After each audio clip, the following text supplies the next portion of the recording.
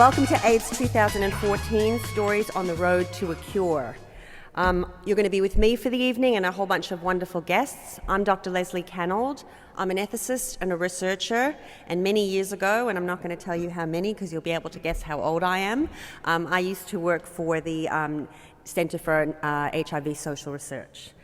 Now, we've got a fantastic evening. I feel very sorry for everybody in Melbourne who actually isn't going to be here. We have some astounding international guests. We have some amazing local guests who have an extraordinary wealth of knowledge about this topic because all of them have been there. At first, we'd never heard of it. Then it was a death sentence that ended the era of free love and rescued condoms from their commercial grave. Baptist preachers called it God's punishment of homosexuals, while denialists questioned the science linking HIV to AIDS. Now, modern medicine has turned HIV into a chronic condition, and prevention is now available in the form of a pill.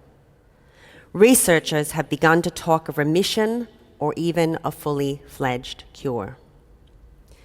All of this against a backdrop of fading hopes for a vaccine and 6 million new infections a year, most in the developing world where even the most basic prevention and healthcare services can be lacking. 35 million people are living with HIV today. 54% of these are women. This figure is shockingly high, yet it is important to note it represents a significant decline in new infections since 2001. Indeed, between 2001 and 2012, 26 countries, 16 of them in sub-Saharan Africa, had at least a 50% reduction in new infections. Tonight, we are all privileged to have access to international experts and those based in Melbourne, here for the 20th International AIDS Conference. We are privileged to have such a high level of expertise to talk us through the science, from the first reports of what was initially described as a gay cancer in 1981, to the recent wonder of the Berlin patient and the possibilities he and other discoveries portend for a cure. We are particularly privileged for the graciousness of our guests in agreeing to guide us along the road from those early days of confusion and fear to the guarded optimism apparent in many of the presentations at the 20th International Conference just across the road. Their graciousness in agreeing to tell their personal stories of triumph and disappointment, the way the epidemic, the pandemic, has impacted on them and shaped their careers and their lives. For all of them have been involved in the story of AIDS pretty much from the start. Excited? Sound good? Exactly, let's go. Stop talking, let's go. So let's introduce them and get underway. So, can I first ask Nobel laureate for medicine Françoise Barré-Sinoussi to please come up? Now, Françoise is the AIDS 2014 International Co-Chair and International AIDS Society President. Can I also ask Professor Salim Abdul Karim, who likes to be called Slim and henceforth shall be, who is chair of the UN AIDS Scientific Expert Panel and director of the Centre for the AIDS Programme of Research. And our local girl, can we please ask Melbourne Professor Sharon Lewin, the AIDS 2014 Conference co-chair, with Françoise, Professor of Medicine at Monash University and Director of the Infectious Diseases Unit at the Alfred Hospital. And last but certainly not least, can I ask Mr. Matt Sharp, an independent HIV education and advocacy consultant and long-term AIDS activist and survivor. And you've made them all welcome, so thank you very much. Okay, so up on the screen, see that headline? That is, as far as we know, one of the first headlines that we saw in 1981. For you guys to see it, I'll actually read it to you. It says, from the New York Times. It was an article by Lawrence Altman, Rare Cancer Seen in 41 Homosexuals. That was one of the first things that we saw when the epidemic first started.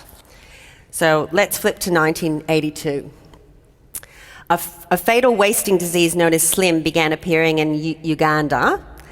And that's where I want to stop and ask some questions. So Matt, what was happening for you 1981, 1982, around that time?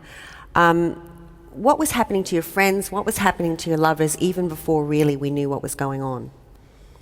Well, first of all, I want to thank you all. Thank everybody for inviting me to this incredible forum tonight, and I'm really humbled to be on the stage with such amazing people. But it's really, really challenging to talk about those years in so many ways. One of the reasons it's challenging is because I can't remember a lot of those things. Because I've grown up to sort of, maybe I've forgotten them on purpose. But those days were really surprisingly, and I guess maybe not surprisingly, devastating for so many of us. First of all, we didn't know what was hitting our community at all. It was almost like, I like to liken it to if you have a Facebook account and suddenly all your friends on your Facebook page start disappearing. That's almost, in terms of thinking about it in today's technology, that's what it was like. So people were getting sick, people were dying? Yes, people were getting sick and dying. I mean, at the beginning it was slow. I mean, you didn't know so many. You heard stories, you read things in the gay press a lot. I think the first thing that alerted me was an article that Larry Kramer wrote, and Larry, who those of you who don't know, was the founder of ACT UP. And he wrote a letter to the press at that time stating, I forgot the title, but it was 1,000 and something and counting. And that letter shocked me to my bones. Just it's an inner chill of what I read in that piece. He was able to write about how devastating it was in the New York area, and I was in Dallas, Texas at the time. I was a ballet dancer, and it scared the hell out of me. And I sent that letter to the gay press in Dallas, and that was really the first kind of activism that Did they publish it? They did. Oh, fantastic. Okay, so scary stuff. Nobody knows what's going on. People are getting sick. People are dying. Now, in 1983, there's a rumor of an air steward in Addington Hospital who has Kaposis. Am I pronouncing that correctly? Kaposis sarcoma, a rare skin cancer that has since become a diagnostic marker of AIDS. But prior to that was not something we saw in young, healthy people, was it? And you heard about that in a particular context, didn't you, Slim? That's right. So thank you very much for having me here. It's wonderful to be here in Melbourne. So I was a young medical student, and we were preparing for our final examinations. And when you prepare for your final examinations, all the students find out about all the complicated cases in case you get it in the exams. And so one of our colleagues raised this, there's a patient with Kaposi sarcoma in the hospital. It was in a neighboring hospital. So we went to see this patient because when you read the textbooks and you read about Kaposi sarcoma, it says this is a disease of Ashkenazi Jews, and it's a very rare condition, and we hardly ever see it. And you're in South Africa. Absolutely, so let me go and see this Ashkenazi Jew. Well, it turned out he was not Jewish and certainly not Ashkenazi, and he was an airline steward. We chatted to him. Turned out to be a gay man, and we had heard about this condition in the US, but we didn't really link it up. But we knew he had some kind of immune deficiency. That was clear, because he was also developing thrush. And that's when I first learned about AIDS, as a young, not yet a doctor, just almost a doctor. And did it strike you as significant even then, or is it only looking back that you think, oh, now I know what that meant? We had no idea at the time. I mean, I only know about it because with hindsight, I now figure that what I was seeing was my first patient with AIDS. Because so there wasn't a connection yet between that and what was going on in Uganda with Slim, or what was happening in the United States. Okay, now 1983 is a big year for you. You knew I had to mention it. So what happens in 1983, Francoise? First, it happened at the end of 1982. We were contacted by a group of clinicians in my country, in France, who came to us at Pasteur Institute and told them, did you hear about this new emerging disease affecting young homosexuals, and to tell you the truth, we have answered to them not at all. Mm-hmm.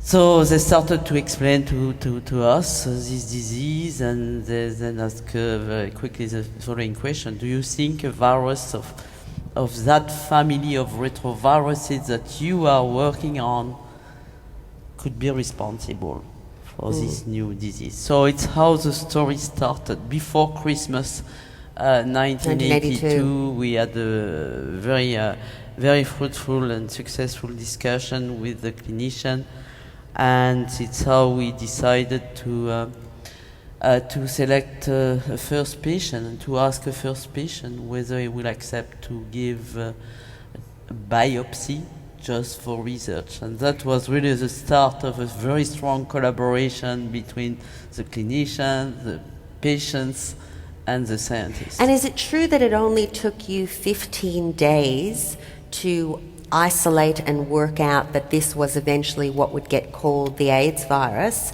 And of course you would go on to publish this in Science magazine and eventually win a Nobel Prize for it. That's right. I mean, when the sample arrived at Pasteur Institute after Christmas, we put everything in culture, and 2 weeks later it was the first sign in the culture of a virus from that family. Of course, that was not enough to make the link between the disease and the virus itself. It took us a few months, but we published in May 1983 the identification of this virus. And in that same paper, we were also reporting that the second patient with AIDS was presenting antibodies, was seropositive for this new isolated virus. Very, very important. Now, we then get, and this if you can see, is a photo of Michael Foucault. Is that the correct pronunciation of his surname? It's Michel, I think. Michel Foucault would be correct. He's a very well-known theorist. He was somebody who I certainly studied quite a lot at university. And in 1984, he dies of AIDS. And initially, as I understand it, the death notice in Le Monde, which his family approves, doesn't mention anything about AIDS. Later, though, his lover does make this disclosure, Daniel Defour. He founds an HIV/AIDS organization in France, AIDS, which is a play on the French word for help. And he talks about it in The Advocate, that this was in fact an AIDS death. And in 1985, Rock Hudson dies, which was another one of those big kind of deaths where people notice. We had a discussion where initially it was disclosed that he had AIDS, but then there was, he came into the conversation and said, it's probably from a blood transfusion, even though there had been lots of rumours over the years in Hollywood that he was gay. And I just thought, Sharon, both of these examples to me are really good examples of what it felt like around that time, which is a time that I remember, where there was so much stigma. There was so much silence connected to the stigma. Can you remember that time? I do. 1985, I was a fifth-year medical student here in Melbourne, and it was not real for me. It wasn't. It was something we read in the textbook, something we were hearing about, but I didn't know anyone that had it or had died from it. Actually, it was not. It was very, very removed from my world until. In fact, my teacher at that time, who was a pathology teacher, he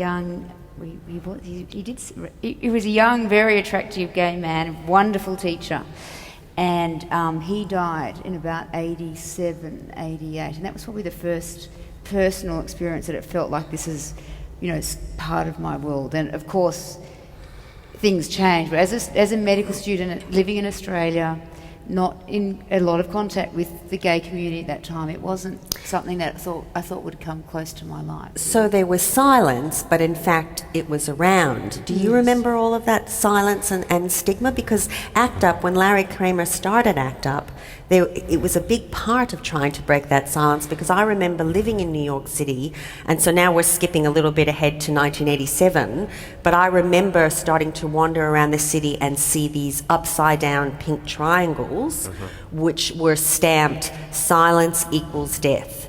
And eventually it made its way into French, silence equal mort, I think. That was my school French, you just got it. But I remember seeing them, and I remember thinking, you know, again, something's going on, but kind of no one's exactly talking about it. What was it like to be living through that?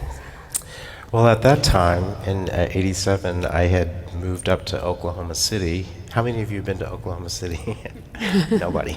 Well, I think one person just owned up. It's a small town in Oklahoma, very conservative place. And so, you know, it was even more a stigmatizing or avoided topic at that time. And certainly there were fewer people that were visible that were dying and sick.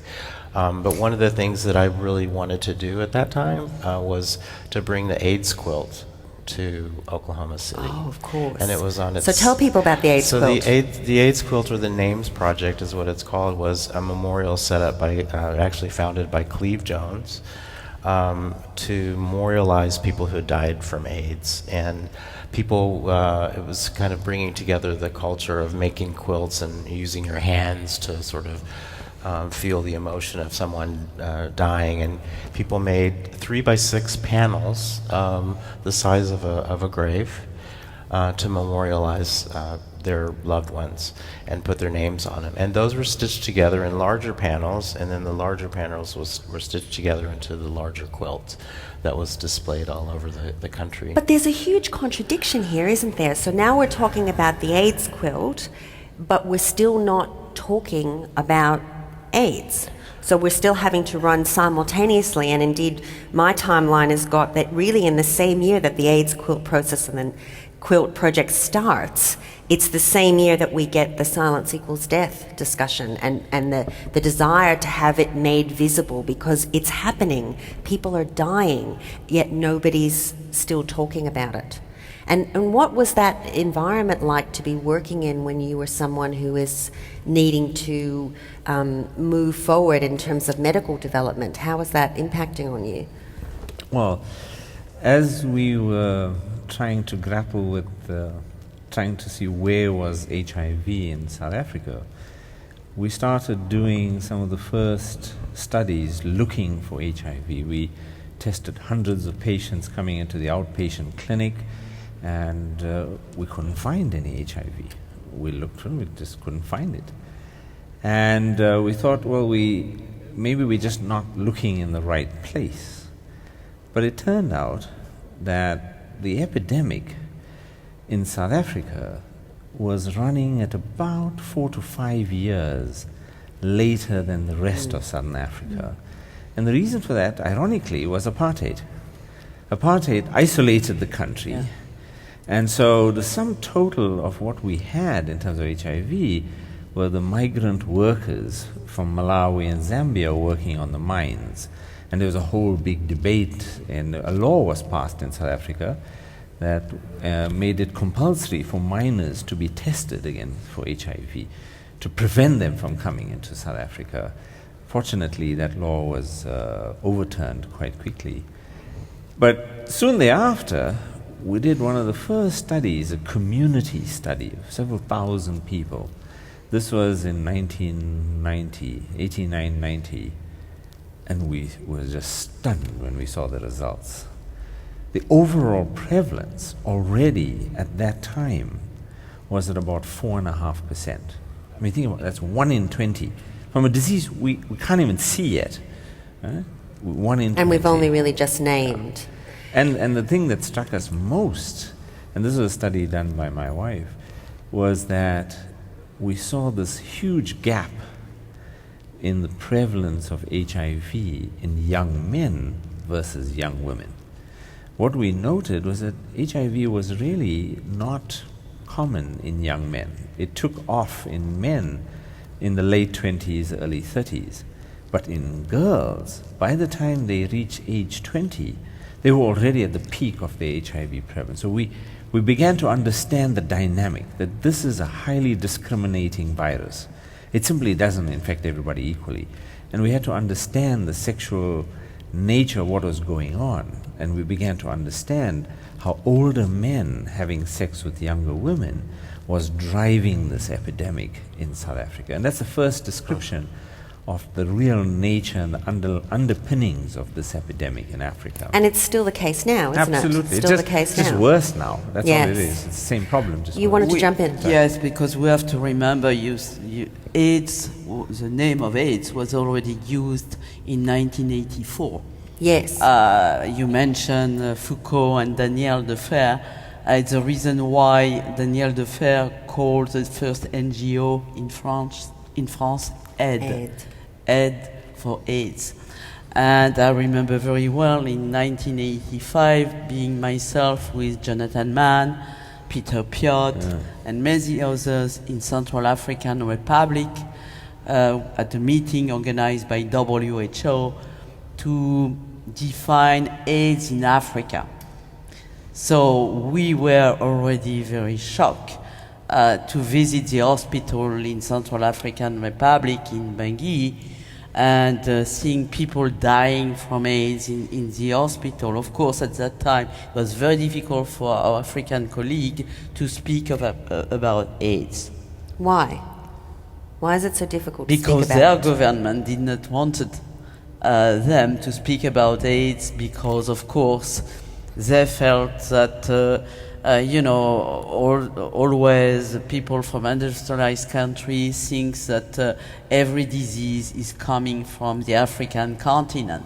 So they were not allowed. And I remember very well the second AIDS conference in Paris, where Billy Capita, a doctor from Zaire at that time, now Congo, had the courage at the AIDS conference, if I remember well, it was 1986, in the front of everybody, saying, people in my country are dying of AIDS, please help. Well, there was a lot of fear, And you know what? wasn't there? He was not able to return in his country, so we had to is that help right? at political level because otherwise he would have been in prison. I think that just sets it up perfectly for what we're about to see. So there's really an environment where people are scared. We've got this new disease, really still relatively new in kind of an overall sense, but it's moving really fast. And we don't yet know the critical thing. We don't yet know how to stop it. We don't know really, we don't have an effective treatment. We don't have a treatment indeed at all at this point. So at this point, a couple of things happen, and one key thing happens in Australia. Everybody knows where I'm going with this. What happens on TV? The Grim Reaper happens. Okay, so first we get in Africa, I'll do this one first. In Africa, we get President Kwanda of Zambia announces his son has died of AIDS, which is a big breakthrough at this point because there is still so much silence. And now we get the Grim Reaper.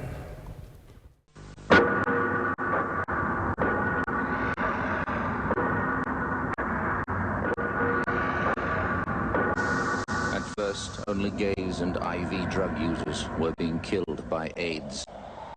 But now we know every one of us could be devastated by it.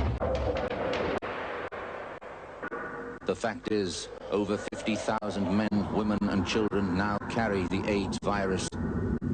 That in 3 years, nearly 2,000 of us will be dead.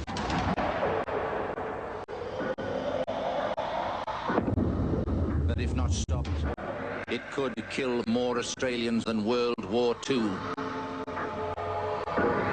But AIDS can be stopped, and you can help stop it. If you have sex, have just one safe partner, or always use condoms. Always.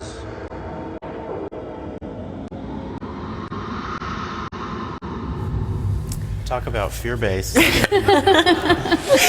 So we were certainly in the era of stigma, we were in the area of fear, and what you can see at that point is, as far as we've got, is that we know now at least that condoms are a good idea. And I certainly remember this period of my own personal life, because I went to university, and like most people who were going to university in the United States at this time, we thought finally we're out of our parents' house, we're going to be able to have sex. And we arrive pretty much intersecting with the start of this unknown, disease, which we then start to get a name for. We start to get a sense that maybe it's sexually transmitted. That was pretty much where I get to university. And I very clearly remember all the health professionals would gather us together and say, we don't really know what it is, there's no cure, it will kill you, we don't really know how it's transmitted, so don't touch anyone, don't kiss anyone, don't look at anyone, and definitely don't have any sex with anyone. And then they sent us on our way, which, as you can imagine, was highly ineffective. So we did a lot of stuff, but we were afraid all the time was basically the upshot of it. So the fear factor was just enormous at this time. And 1987, I think, was really quite a watershed year. So you have the Grim Reaper, AIDS quilt process, the start of ACT UP, which is this incredibly important organisation that you become part of, Matt. So ACT UP really starts to, in addition to the silence equals death, that's just one of their actions, isn't it? They really start to try to wake the world up to the fact that no one is doing anything, or no one's doing enough. What is the central message? Well, I almost think that ACT UP is it's set a precedent for patient advocacy and for, standing up to the powers that be in a way that almost never had been seen before. And it was a local thing in the States, and then it grew to the world, and there were chapters all over the world that addressed issues not only in their communities but globally as well. And I think one of the things that I wanted to say about ACT UP was that it created, over the years, different areas of advocacy and activism around different topic areas. And one of the issues that I'm very proud of that I became involved in was treatment activism and pushing for treatment and a cure. And there were a whole plethora of other issues and committees that were formed to address the other issues. But it was an organization of a community hit by AIDS that I'm very proud of, but you'll never see, or you may not never see again. It was amazing. Yeah, it was. Time. It was very powerful. Now, at this time, the other thing that's happening, again, just in line with this idea of 1987 being such a watershed year, the FDA actually approves AZT in this year. It approves the first HIV blood test kit and sanctions the first human testing of a candidate vaccine, requires the screening of blood and plasma because, of course, this is one way that people are getting the virus, and increases the regulation of condoms. But it's interesting, Sharon, you and I were talking before we came on stage, and you were saying at this stage, and all through the subsequent, years, really until 1996, the sense amongst people who were treating this condition, and you did start to see it where you were working, so you were in Kenya, and then you were also back here in Melbourne, there was a sense there really wasn't any effective treatment. So tell us about that. Yeah, I think so. The first drugs that were discovered was AZT, which had previously been used as a cancer drug but never made it to the clinic. And it was a small advance. It certainly gave people a few more years of life. But this was a time when I was training in infectious diseases, working in a big city hospital here in Melbourne, and people were still dying. So that, yes, we had these initial drugs that slowed down the virus to some extent, but people were still dying of AIDS. So my memory of that time was young men cut down in Australia, still predominantly gay men, struck down at the prime of their lives, dying awful deaths. And were you starting to see drug users as well, and some of the other key populations that have subsequently become populations that are much at risk for the virus? Well, one of the great success stories here in Australia was that very early on in the epidemic, I mean, in the Grim Reaper campaign, they talk about condoms, but one of the best interventions to protect you against HIV is clean needles. And we had a very progressive government in the early 80s with a Health Minister, Neil Blewett, at the time, and even the opposition Health Minister, Peter Baum, who were in Australia, very quickly, government consulted communities and researchers and scientists from the beginning, from about 1982. There was something called the AIDS Task Force, and led by a very eminent physician here in Melbourne, David Pennington. And from the beginning, they made clean needles available. They worked with gay communities to work out what was really going on, what were the drivers. They worked with scientists. So that very much characterised the response here. And consequently, you did not see HIV amongst people who inject drugs, unless they were also gay or bisexual. It's very rare. And that wasn't easy, was it? Because in the same way that there was stigma surrounding homosexuality, sex itself, sexually transmissible diseases, there was stigma also around intravenous drug use. Of course, yeah. So no matter where you went, you were intersecting with stigma. So was it hard for these policies to go through, or there was bipartisanship? Because I think I heard that on the Q&A that I think Francoise was on the other night. Well, in Australia, there was certainly bipartisanship politically. I think these were new groups that people in high positions, eminent, physicians and politicians had never talked to. It was a totally new relationship, but it worked. There were the structures put in place pretty quickly to make it work. And also, there was never that attitude in Australia that the principle of harm reduction, meaning keeping people safe, was never questioned. But we were one of the few countries that did that. That was able to overcome all of those shaming concepts to say we just need to keep people safe. We need to stop judging. Just need to keep people safe. Yeah. Well, in the U.S., we just got needle exchange, federally okayed in the last several years, but the legislation is so tight that it makes it almost impossible to open a needle exchange site. And consequently, there's a lot of HIV in people who inject drugs in the US, and in women. And we were starting to see that elsewhere. So in Thailand in 1987, there was an estimated 1% of injecting drug users in Thailand were infected. By the end of the following year, by 1988, that had risen to 30%. So we're just talking about unbelievably quick transmission. So as you say, you can clearly see how important that would have been. So we move now into the 1990s, essentially, and a couple of main sort of things going on, but nothing really critical yet happening in terms of much change. We were just seeing kind of an advancement, really, of the epidemic and people getting sick and people dying. So one of the things we see, that's the AIDS quilt, everyone. That's silence equals death. And then we see that. Does anybody remember that? That's a photo of AIDS activist David Kirby, who at age 32 dies basically in front of the cameras, and the original photo was in that black and white. It was taken by a photographer named Therese Frayne. The family actually welcomed Therese into the room. They knew that David was going to die. David was an activist. He also agreed to have the photographer in the room.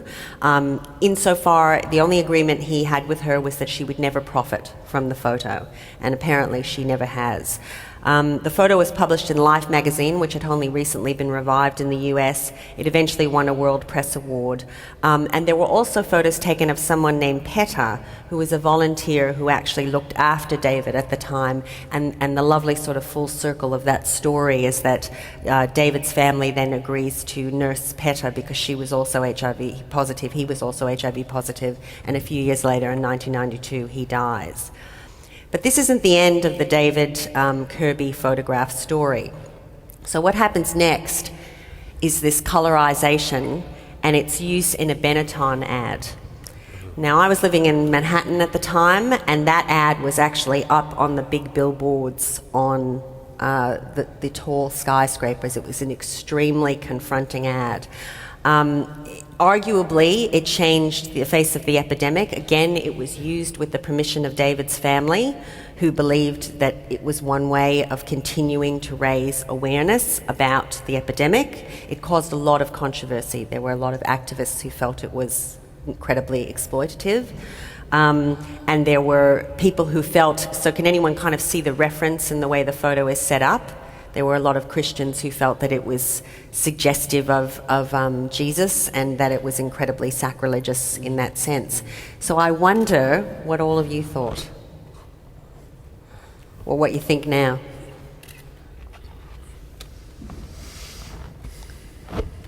Don't all jump in at once. Yeah. No, I mean, when we see this photo, of course, that reminds me several patients that I've seen myself during that period, and some of them even became friends, and we were seeing those people, dying very rapidly at that time. It was really devastating. So it's maybe why we are staying without any voice, because that was really tragic. And there was such a sense of helplessness, I'm wasn't not a there? doctor. I mean, Sharon, his name are doctors, but I'm not personally. I was a lab person, never in contact before with any patients. And Well, wait a minute. Didn't Rock Hudson actually come to your laboratory because he was interested in finding out whether or not you might have any help? This is back in 1985. I thought I'd read that Rock Hudson had actually shown up at your lab. No, Rock Hudson came in France because before EZT it was another molecule, another drug, a reverse transcriptase inhibitors that we tested in France. That was the very first drug tested in people with AIDS, and Rock Hudson heard about it. And this was a drug on which I made my PhD myself in the past. So he came in France to be treated. Right. Unfortunately, that drug at the end did not work. Didn't work. But that was the reason why he came in France. But He was not the same. Of course, Rock Hudson is a star, so the name is very well known. But even there though you are weren't many treating, other you were people. still being pressured, weren't you? You were still feeling the pressure of this sort Patients were arriving at the Pasteur Institute from everywhere in the world, in particular from the United States, with their suitcase to be treated. Because they heard that the virus was isolated at Pasteur, that maybe Pasteur had a treatment, and that was really awful because they were arriving there without any money at all, because they spent all their money, to pay their trip. Nothing, no reservation at the hotel, in a very, very bad shape. So it's how, by the way, I started to work very closely with Ed, myself, because we had to find solution for them to be for their care with doctors in France. Of course, they were coming from other countries. It was a little bit difficult for them to go directly like that to the hospital. So it was already a solidarity between the doctors, the NGO, and ourselves. I remember one day a patient arriving at Pasteur late in the afternoon. At 9 p.m., I had no solution, and he was really in very, very bad condition. So at the last minute, Daniel de Fer found a solution, but I was ready to go home and to take the patient at home with me, because of course that was the only option. So it was really dramatic. So it's probably the reason when we see and when I see myself these pictures that remind me all this terrible period, even in the street I remember, or going to a restaurant and saying to my husband, I'm sure this guy is with HIV. And what was happening, for you? Very difficult. I mean, I was specializing and doing my medical virology training at that time. And it was really, you sort of dreaded to go to the ward. because when you went to the ward in the morning, you were basically, seeing the empty beds. You were seeing the patients who died overnight. And I did a small study at that time. 54% of my patients in the medical ward had some form of tuberculosis, mostly extrapulmonary tuberculosis. And TB in our patients with AIDS is very different from patients who do not have AIDS. And what we showed was that only 2 out of every 5 patients we admitted left the hospital through the front door. And that's what we were facing. And there was nothing we could do. I mean, literally, we had no antiretrovirals. All we did was support them. We were putting them on oxygen masks because they couldn't breathe. And we were just being supportive with fluids and antibiotics, and we were putting them on antifungals. But it was just a losing battle. And in the morning when you came and you looked at those hopeless faces and that anguish, it was a hard life. Well, because you're part of the helping profession, aren't you? And it doesn't really prepare you for people coming in being so unwell and you having nothing to offer, does it? Yeah, one thing that strikes me looking at the picture, the image of patients very familiar. But I remember many young people dying alone, dying with this great shame, and often their families weren't around or you couldn't tell. I remember I had many patients that you couldn't tell their relatives what they were dying of. So that was awful. And Imagine talk us through that, because I remember that. So basically, if you disclosed that somebody was dying of AIDS, what was the immediate assumption that you were trying to hide from the relatives? Well, it was certainly more common for patients to not want you to tell their family that they were dying of HIV. So you would talk about dying of cancer, or usually dying of cancer, for example, and which meant that that must have been this living with this incredible, or dying with this incredible secret, meant that you never really got the support that anyone else would have got of dying at such a young age. It was, and if not that, then they were so ashamed that they even weren't in contact with their family. So it was very, very different to deaths that I had experienced as a doctor in other areas of medicine. No, because you didn't have to feel ashamed. You don't feel ashamed if you have cancer, but there was a sense of people feeling ashamed. Yeah. And ACT UP was really in some ways seeking to address that with the Silence Equals Death and some of its other actions, wasn't it? Yeah, that was the whole point of that. But I want to bring my story into this. I'm just going through my mind with what was going on in those days, and it's really hard to bring that back. But I died. I didn't die. My lover Johnny died with me in bed one morning in those years. So he was the first of 2 lovers I've had who died of AIDS, and having that experience you just can't describe it. So that's what comes up in my head. But I also remember that what we did. I later moved to San Francisco. I was able to move there and get the best care and treatment possible. I was very fortunate to have that happen. But I remember we had hospital watches, and we divided up buddies or teams of people to go sit in the hospital with people who didn't have family there, and basically sat with them until they either got better for a while or they died. And that was a fascinating part, because that was happening here in Australia. So by now I've moved to Australia, and I actually became a volunteer. That was my first intersection with HIV.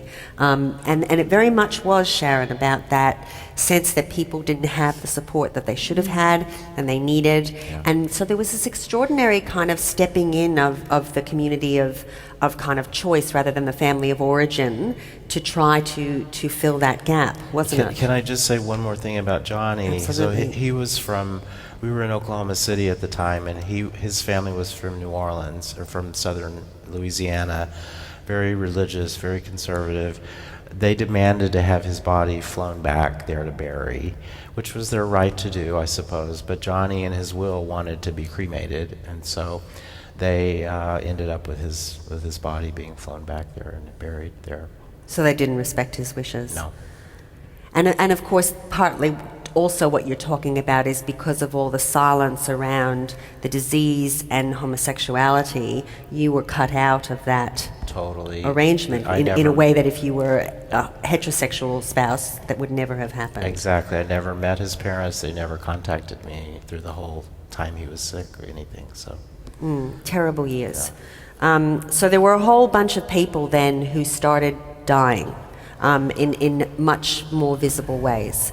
So Freddie Mercury died in 1991, Brad Davis died in 1991, Anthony Perkins died in 1992, Peter Allen died in 1992, Arthur Ashe in 1993, Rudolf Nureyev in 1993. It just went on and on, didn't it? It just went on, and there was a sense that it was never going to end. And at this point, we're around 10 years since AZT has been licensed, but we still really aren't anywhere in terms of stopping it. So what was happening in terms of testing, treatment, like what needed to happen? Because things were happening, weren't they? It's just that it hadn't yet cashed out into something where you could give something to people and ensure that they survived. What was happening? So one of the things that was happening is that because we had the HIV test, we had an ELISA, so we can tell if somebody had HIV. But the striking thing was nobody was dying from HIV because we never wrote down AIDS on the death certificate. And families, even if we wanted to write it, would beg us not to write AIDS because of then the people in the mortuary, the undertakers, wouldn't want to be associated with this. So this virus didn't only cause anguish, pain, and stigma while they were alive, it followed them all the way to the grave. And it was one of the things that was most striking, that the official statistics showed nobody was dying of AIDS. So we were faced with this kind of dilemma throughout all this time. But we knew by then some very basic things. And for nurses in particular, it's quite a stressful thing to be caring for a ward full of HIV patients, because you're worried you don't stick yourself with a needle, or you don't end up with a situation where you expose yourself. Because you're there to care, but you have to also ensure you are protected. So universal precautions became much, much more stringent. We were still walking around the wards without masks, and as I just explained, most of the patients have TB, and we were still drawing bloods without gloves. So we started putting those kinds of things into place. Ironically, that led to creating a new barrier to the care. So you had a situation now where when you were caring for a patient, you sort of, you didn't have that personal touch anymore. You were putting gloves on, you were putting goggles on, you're putting, so you were taking all kinds of precautions now. And it reminds me of the scene in Dallas Buyers Club. I don't know if you saw it, where he wakes up from having passed out, and two doctors are standing very far away from him with masks on, and you really get that sense, as you say, that loss of the personal contact that's so important in medicine. So what's happening though at that time, which is in 1997, that Africans actually find out about the death of Fela Kuti, who's apparently Nigeria's most famous musician. He dies. And there is finally the mention of the word. Was that an important moment in terms of people starting to realise, just as they had started to realise in the developed world, that we were going to have to give it a name and we were going to have to start speaking about people dying of AIDS? I think Fela Kuti helped because it did get into the media and into the public consciousness. But I think Kaunda's son had already laid the foundations, and Kaunda was a highly respected, Zambia's president, a great man of Africa, and for him to make this kind of statement boldly, and it was followed several years later when President Mandela announced that his son also died in 2005. So it had broken some of that. By this period, I think it became obvious to everybody that we were dealing with a huge catastrophe in Africa. By then, Central African Republic, Zambia, Uganda were already dealing with the throes of this problem, and you couldn't hide it. I mean, even though it didn't show in the statistics, every day you dealt with it. So, now that we're all, I think, in the emotional space of where you were all sitting, which is a terrible emotional space to be in, but now something happens. So in 1996, combination antiretroviral treatment happens, which effectively ends death from AIDS in the developing world. So since then, AIDS mortality has declined 6 times in the developing world. So that must have been a watershed moment. Where were you when this happened? Do you remember it? Like, did you realise it was a watershed moment? Oh, yes. God, we remember it. I'd like to hear Matt's memory, because it was, it was 1996, and it was the International AIDS Conference. It was exactly this conference, but it was in Vancouver, and it would have been July, and I just realised I would have been about 8 months pregnant with my second child, so I probably wasn't that interested in the big wide world, but it was so I certainly wasn't at that conference, because I had my child on August the 3rd, 1996, and it was at that conference that David Ho, who was a physician and researcher in New York City. And who you've worked with. And who I went to work for in 1997. He announced findings from the first study that used a combination cocktail of medicines that included a new class of drugs called protease inhibitors. And Matt, were you there?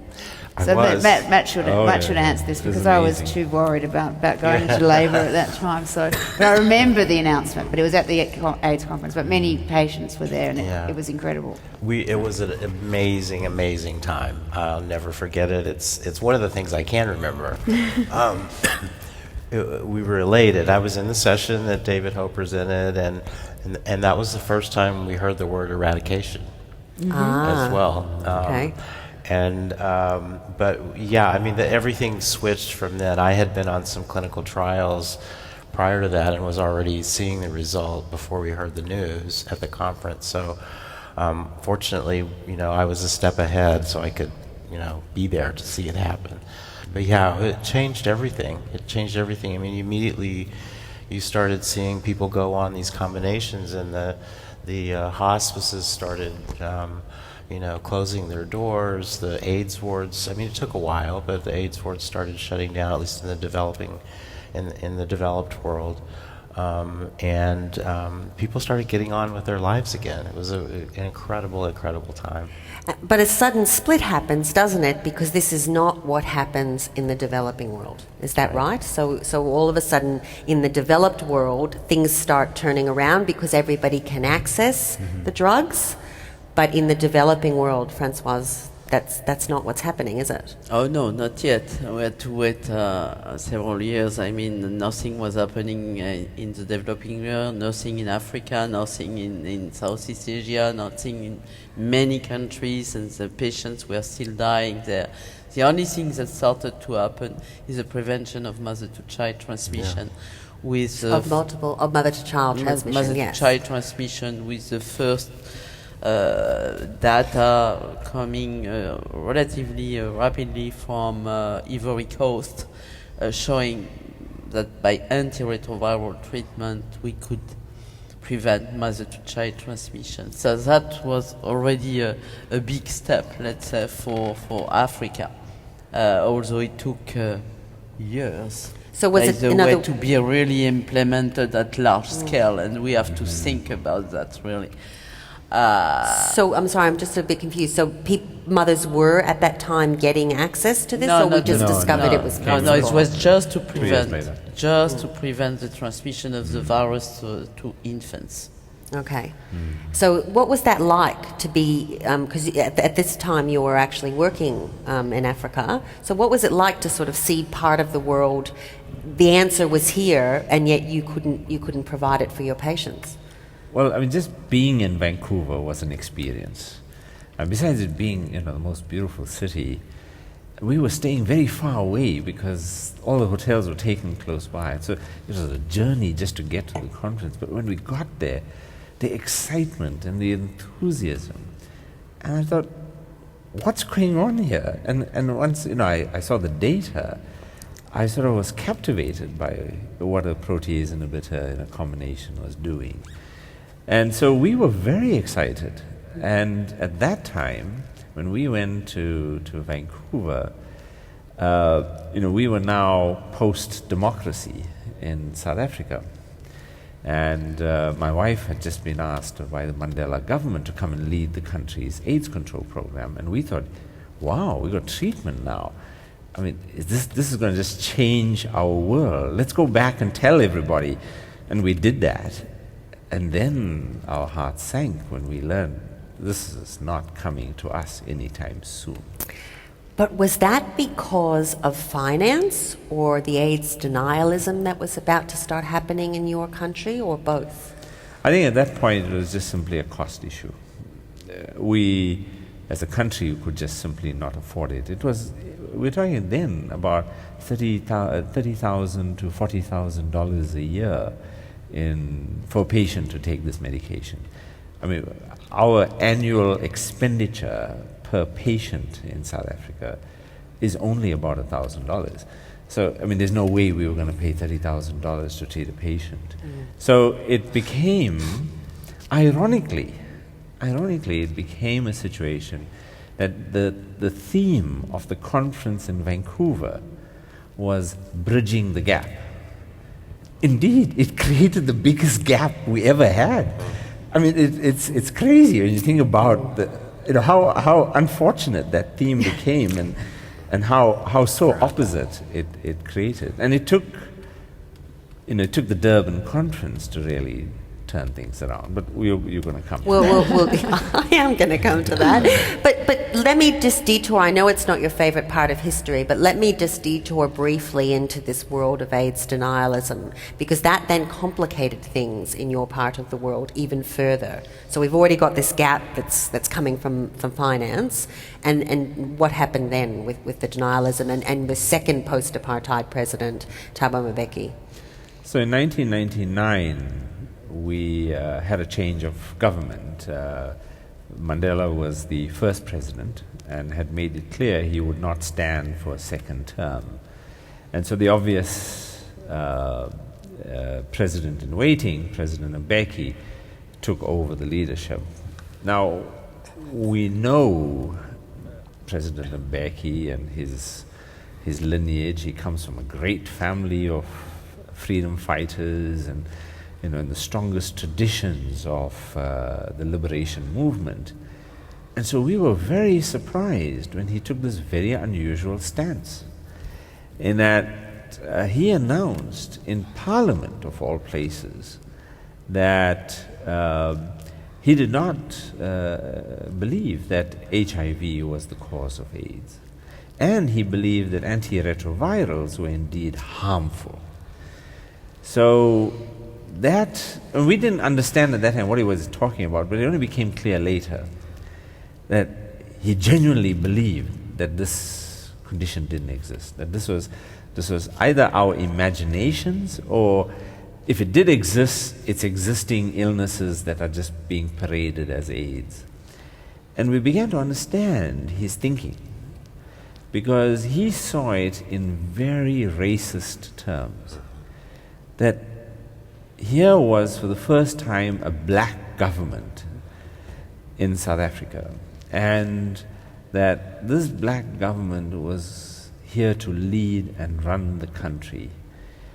And here we have people accusing us as black people that we can't control our lust and that we are spreading the viruses. He used the word that we are harbingers of viruses. So he took a personal umbrage in racist terms to AIDS, and he characterized it in those race terms, and it gets problematic, because if you actually look at the epidemiology, if you look at the numbers, HIV is indeed rare in the white community in South Africa. It's a predominantly It's a predominant problem in the African community. And that's just not by accident. It's a fact of history that colonialism and apartheid destroyed family life. So if you create a migrant labor system where you don't see your wife for 6 months in the year, naturally you will have, liaisons in the town, and you create a situation to spread STDs and HIV. So what he was trying to grapple with was, he simply went into denial that this was not going to undermine his legacy of building a great country. And how long did it take for this to end? Because he stopped speaking about it relatively quickly afterwards, but it had an impact for quite a while, didn't it? Until when? So in 1999, he set up a panel called Mbeki Panel. And that's when I got to meet Françoise and several other great scientists were invited to South Africa to argue with the denialists. And so at this first meeting, Mbeki invited 16 denialists.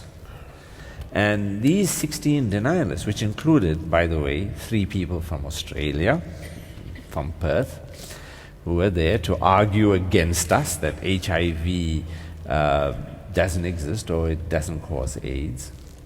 And there were 16 scientists who were of the opinion that HIV was the cause of AIDS. And they put us together in a room for 2 days in which we were arguing with each other. Now, among those people who were there were 2 South Africans, myself and one other. And then we had several people. We had Françoise, we had several people from the US.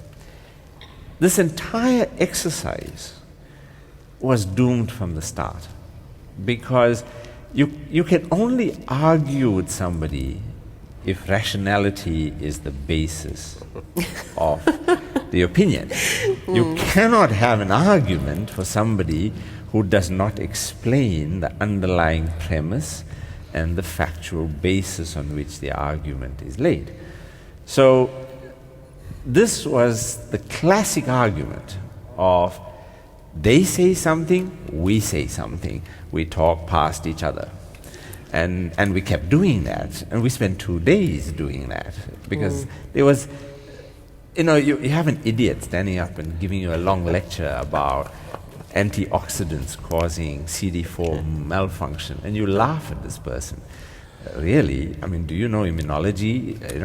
So it was just a ridiculous situation. Fortunately, by the time it came to 2000, with the activism, the AIDS conference, the president saw that there was no way he was going to deal with this, and so he did the gentlemanly thing possible, which firstly, he never ever up to this day conceded that he was wrong. He's never done that. It's not in his nature to say he was wrong. And throughout his entire presidency, he was never wrong on anything. He's one of those convenient, very, one of those unusual people who's never wrong. But he did make the decision to withdraw himself from the argument. So by pulling out, he gave us space to then get on with doing what we had to do. Okay, so you've brought us very nicely to the 2000s, and sadly I'm running out of time, so I'm going to now whiz through the 2000s. So in 2001, a UN special session, world leaders set long-term global targets on HIV/AIDS, and the incidence of AIDS worldwide goes into decline. That's the critical moment in 2001.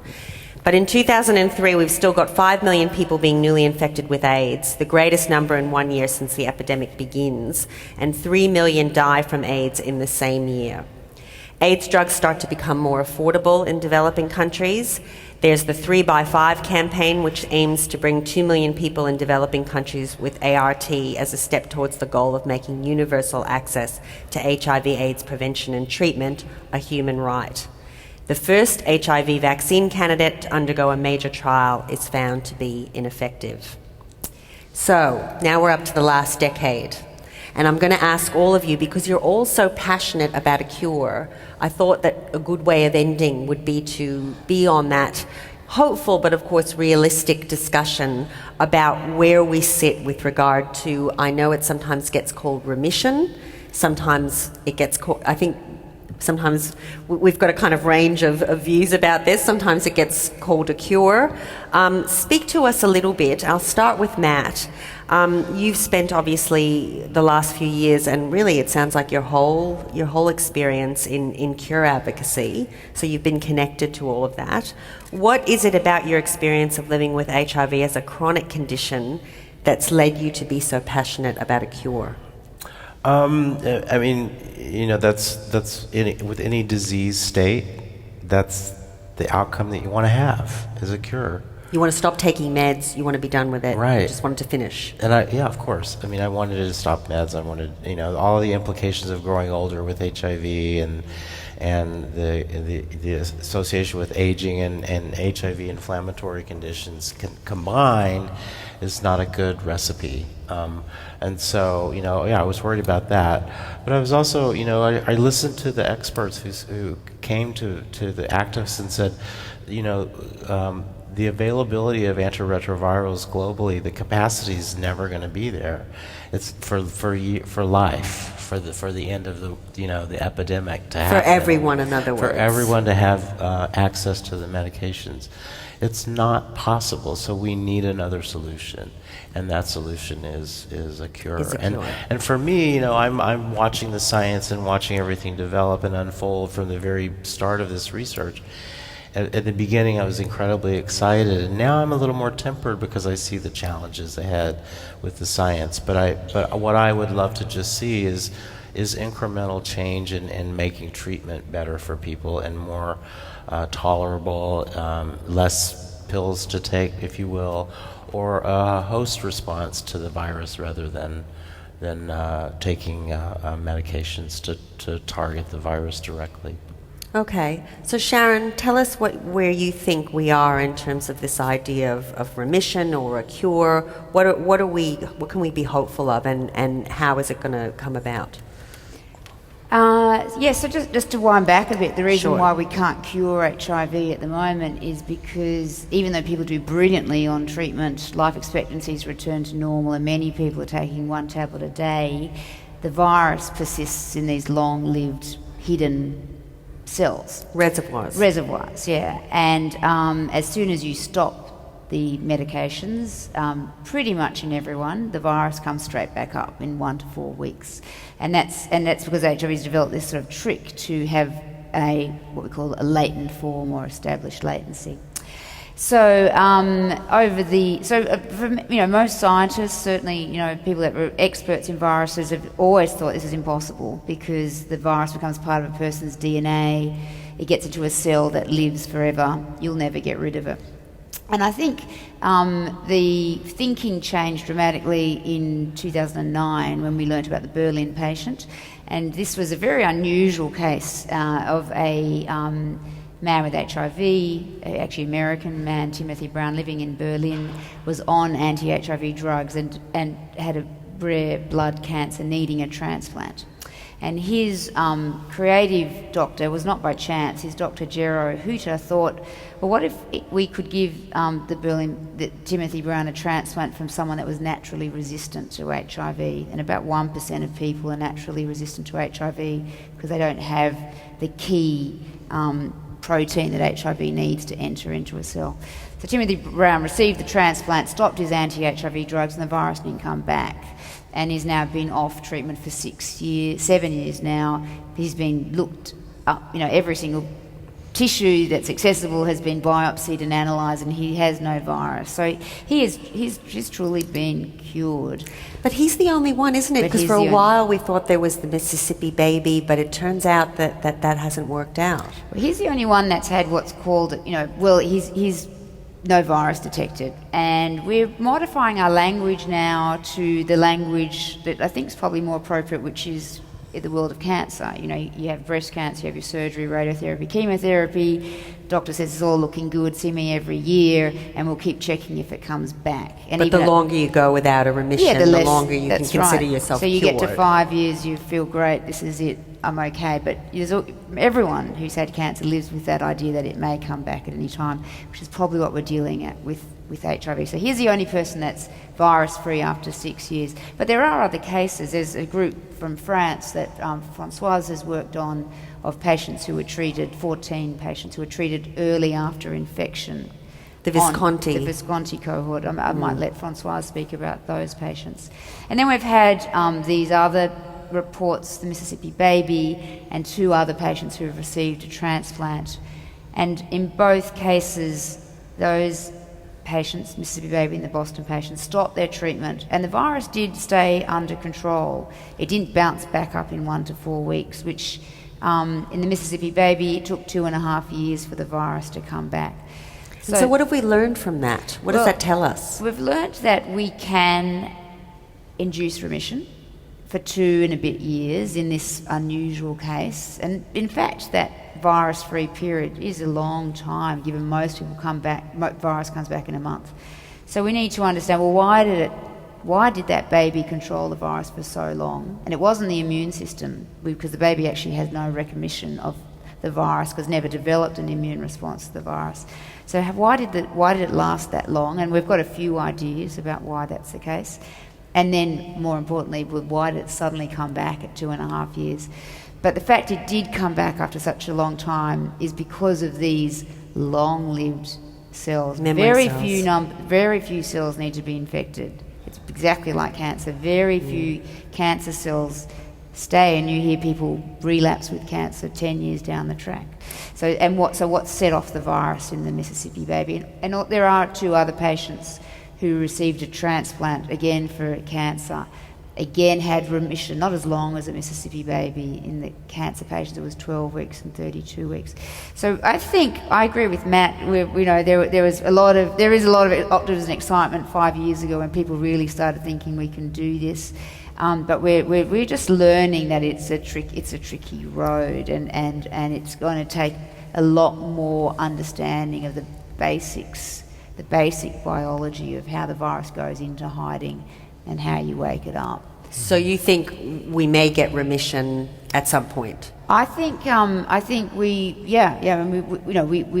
got remission, not long-term remission, in the Mississippi baby or a child that's treated very, very early after infection.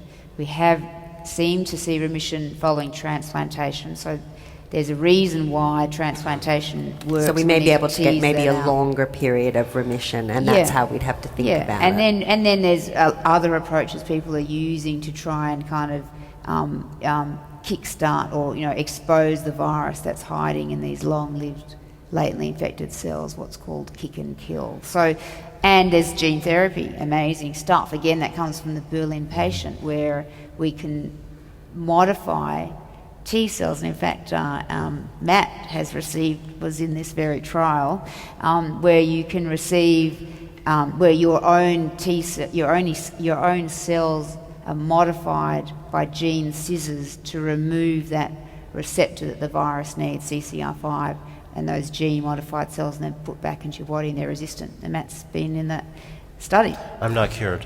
But he's not cured. Okay, but those sound like positive avenues.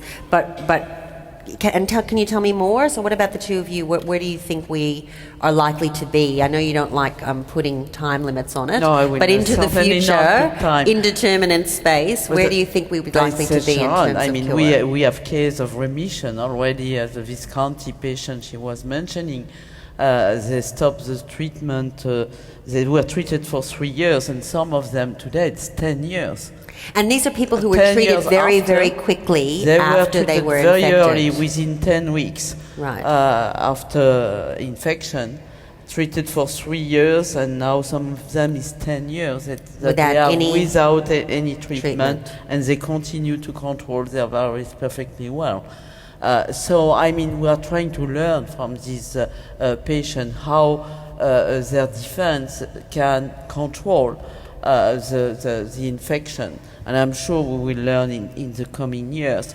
We are learning also from animal models, telling us also today that probably we will have to combine a different approach, including strengthening the immune response. I mean, there are very promising data in animal models. And of course, there and is always it's been with this virus, hasn't it been a combination? You always need to do more than one thing. Plus, also the data that we have in the Mississippi babies, the Boston patients, are telling us also that we have in parallel to work on new tests to detect and measure the reservoir in order to evaluate the efficacy of the future therapy. So the field is really moving today, and I think it's moving in the right direction, both considering basic science, clinical science, animal models, really working together. It's really how we should do if we want to make progress, to consider also, in my opinion, social science. We have to understand better also and to know better what people living with HIV will accept or not as a new therapeutic strategy for the future. This is critical. We have to also consider a treatment that will be affordable for everyone, everywhere in the world. Bone marrow transplant that, for example, Sharon was mentioning, is certainly something that we have to continue to understand better, and gene therapy also, as a proof of concept. But certainly we will have, according to the data, define strategies that will be affordable for everyone. So the field is really moving, I think, in the right direction. Terrific. And are you optimistic as well? There's at least 3 or 4 important avenues that are being pursued scientifically that I think are interesting and potentially promising. But I don't believe we're anywhere near a cure at this point. So what we have to do is hold hope that one of these avenues of science will give us a breakthrough that will allow us to pursue it with more vigor. We shouldn't be overly pessimistic that because we don't have a cure, we can't deal with this. We have many tools to deal with HIV today. So while we look for a cure, while we look for a vaccine, there's a lot we can do today, and that's what we need to continue pursuing with full vigor. Fantastic. Can I just say, Absolutely. technology moves very fast in this world. And that's where I keep the hope alive about a cure, because tomorrow we'll have a new upgrade to our cell phones, right, that we have to buy.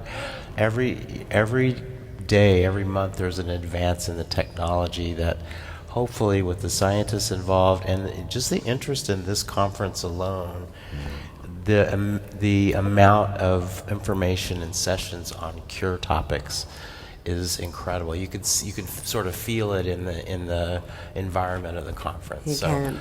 Keep that going and keep the hope alive, so to speak. I had a friend in ACT UP who used to say, "Keep your eye on the prize," and that's where I'm coming from. Okay, well, that's a lovely place to end this part of it. So can I get everybody to give a big thank you for the guests?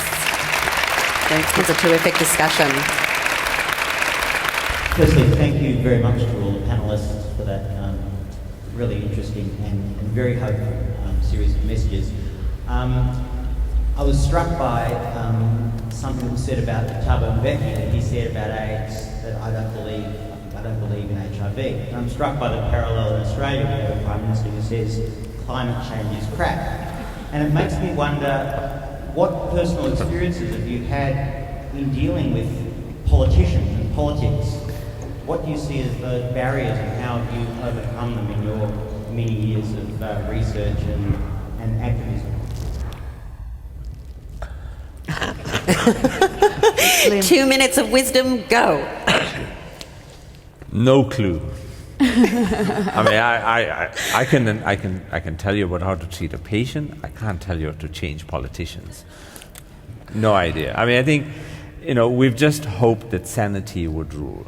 And we, took the position that rationality will carry the cause at the end of the day. As long as we continue to portray our position as sensible, as evidence-based, enough people would see it from that point of view.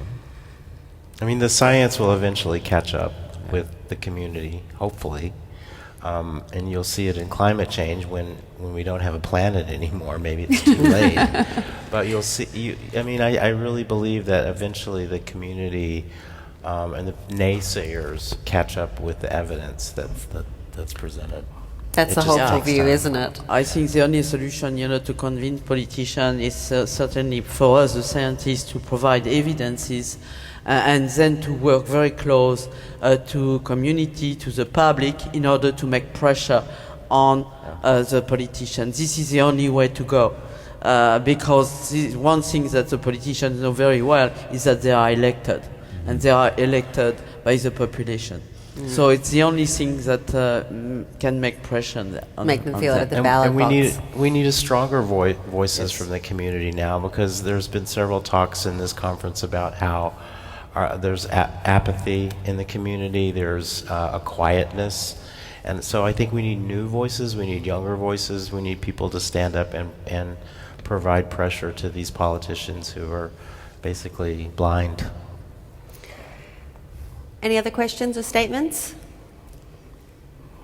Yeah, this was really wonderful. I really had such a great time here in Melbourne. My husband was diagnosed with AIDS in 1986 and he died in 1987. And that picture reminded me of the 9 times he was in the hospital and all the friends we saw that went through just those kind of illnesses. And I've been involved with Matt for many years. I was actually on one of the FDA panels that approved one of those protease inhibitors way back in the day. And I like to think of the cure as the same as those old days. We're in the AZT stages, we're in the very beginning. And what I'm seeing is such passion and such work from scientists that see this as a new opportunity. I think they're seeing now that combinations are the way to go, just like back in the day. And I was really very moved by the IAS Cure meeting that happened before this meeting, and their emphasis on developing worlds, on how we have to bring this to those other people in the world who need it just as much and more, than everybody else. There was actually an ethicist at one of the panels, one of the sessions that I attended, that said, if we did have a cure tomorrow, where would it be best placed? Maybe it would be in the developing world where people need it the most, instead of in high-income countries where they can afford one pill a day or whatever antivirals are available on the market. So I really want to salute the IAS for not only fostering the cure sort of research, but also for making sure that the developing world is not left out this time. Thank you. Here. Anybody else will take one more? Question, comment? There's been news about increasing infections of young people in Australia recently. I don't know the exact time period. But maybe there's been some sense in Australia anyway that AIDS is not as scary as it used to be, and that now that we have such good treatment, we don't have to worry so much about it. I don't know if that's a worldwide trend. I'm just wondering what's happening around the world, and also wondering about how the AIDS professionals are hoping to deal with that trend. Who would like to take that? Maybe first, Sharon. I'll start. Say a few words. Yes, We can say a few. excellent question. Kim's a very good friend of mine. It wasn't She's a set up. plant. No, that's right. In Australia, we have, our numbers are tiny. When I sit in front of Slim, who I think we have 1,200 infections a year. In South Africa, you have About that in a day. in a day, right? So let's put it into perspective. It's still 1,200 infections in Australia a year, and the number of infections are increasing over the last decade. And I think in our most new infections in Australia are in gay men, and largely in young gay men. And I think in that population, and I think it's similar in San Francisco and Amsterdam and London and Paris and high-income countries, that we're seeing increases in that population, as well as in big cities across Asia and in Africa too, in fact. And I think it's exactly as you say. It's less scary, increasing use, unsafe sex, perhaps drugs such as ice, which lead to disinhibition, access to sex through the internet, and maybe, and actually in Australia, and I think globally as well, most new infections come from people that don't know they're infected. And once people know that they're infected, their behaviours tend to change, and also once they know they're infected, they may go on treatment, which dramatically reduces your infectiousness. So the way that we will approach this in Australia, and I think many others, is to make testing really easy and accessible. And now with home-based testing and testing on the spot, it makes it much, much easier than it used to be to get a test. And once you are diagnosed as positive, to access treatment, because that will reduce your infectiousness. And there's some initiatives that are going to happen, at least in Australia. And I know in San Francisco you're already doing this and seeing some benefits, aren't you? Well, and there's the big push for the pill to take to prevent HIV, which is moving faster and getting more attention and acceptance, I think, in the U.S. anyway. But what I do want to just say one thing about this issue is that, young people today didn't see what we saw back in those days, and so it's a different. They just have a different perspective. It's human nature, right? Maybe they don't know, like you said, about HIV at all, but they also didn't live through it. They didn't have their community dying and their friends and family around them, so they perhaps don't take the precautions that they should because of that. Clearly, of course, I agree totally with what has been said, but clearly we have to revise our education system, considering sexual education at school, because, as it was said, HIV is not seen today as it was many years ago. So this is critical to try to consider the situation that we have in all the country. I must say, it's not only Australia. The other point, at least from a small study that has been done in France, among those MSMs that are taking risk today, we found out that they belong to these populations that we have in our countries today that like to take risk. Men who have sex with men, MSM, yes. Yeah, but it's not only MSM that like to take risks. You have a proportion of the young population today that like to take risk. And the MSM that are exposing themselves belong to these populations that like to take risks, not only for HIV, to take risk in life in general. This is social science studies that shows that. And I think that is interesting, and we have to work on that too. Well, okay, well, thank you so much. I wanted to point something out just to conclude.